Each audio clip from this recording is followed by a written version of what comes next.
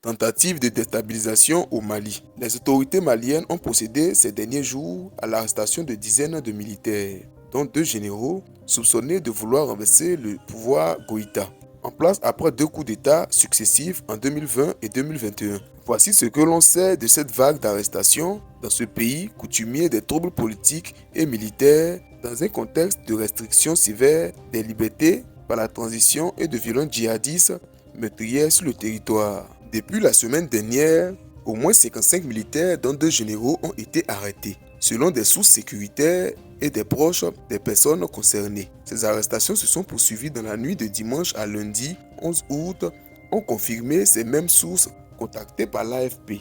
Il y a des arrestations liées à une tentative de déstabilisation des institutions, a confié ce dimanche 10 août une source sécuritaire. Une autre source au sein de l'armée a affirmé que les autorités ont procédé à l'arrestation nécessaire pour contrer une tentative de déstabilisation de l'État. Selon un membre du CNT, Conseil national de transition, l'organe législatif mis en place par la transition, tous les gens arrêtés sont des militaires. Leur objectif était de renverser la junte, a poursuivi ce législateur.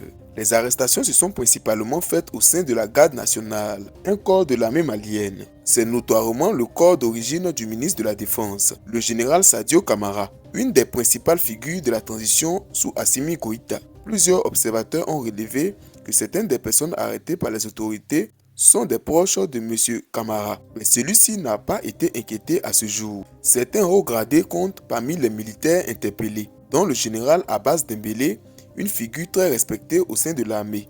Cet ancien gouverneur de la région de Mopti a récemment été démis de cette fonction. Des militaires sont venus tôt, dimanche 10 août, pour arrêter le général Abbas à Kati, en banlieue de Bamako. On ne lui a pas dit pourquoi, a raconté un de ses proches. Une des rares femmes à occuper un poste de haut grade au Mali, Nema Sagara, général de brigade à l'état-major de l'armée de l'air, a également été interpellée.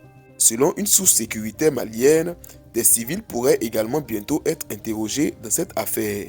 Dans la matinée de ce 11 août, le pouvoir de Bamako n'avait toujours pas communiqué sur cette série d'arrestations. On ne sait pas s'il s'agit d'arrestations préventives ou s'il est reproché aux personnes arrêtées d'être en phase de préparation d'un renversement du régime de transition. Un diplomate africain en Bamako s'interroge sur ce silence du gouvernement et évoque une situation complexe dans un contexte de loi Lometa.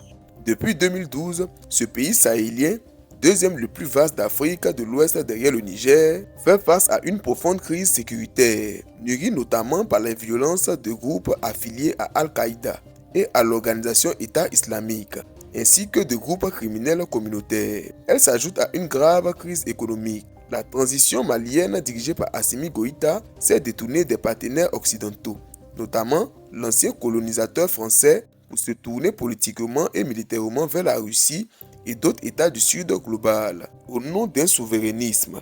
L'armée malienne et ses alliés, les mercenaires russes d'Africa Corps, chargés notamment de traquer les djihadistes, sont régulièrement accusés de commettre des exactions contre des civils. Le pouvoir malien réplique aussi souvent en accusant les djihadistes de diverses atrocités. Pour le sociologue malien Ouma Maïga, cette histoire est la preuve que les militaires ont du mal à maîtriser la situation. Dans les rangs de l'armée, il y a une grogne.